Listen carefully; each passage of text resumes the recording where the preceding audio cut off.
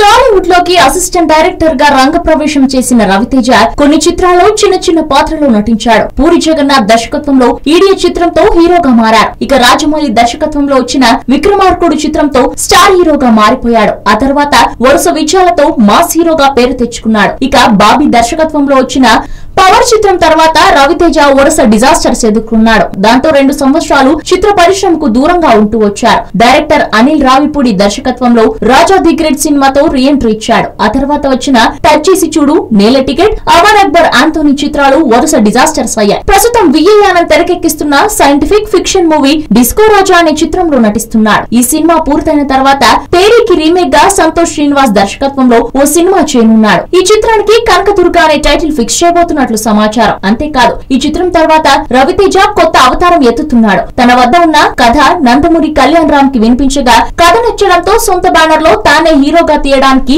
Green signal ఇచ్చినట్లు Tollywood talk. Raviteja దర్శకత్వం వహించనున్న ఈ ప్రాజెక్ట్ పై క్లారిటీ రావాల్సి ఉంది. హలో, మిమ్మల్నే యోయో టీవీ యాప్ డౌన్లోడ్ చేసుకున్నారా? ఇంకా లేదా? మీ యాప్ స్టోర్ కి వెళ్ళి వెంటనే డౌన్లోడ్ చేసుకోండి.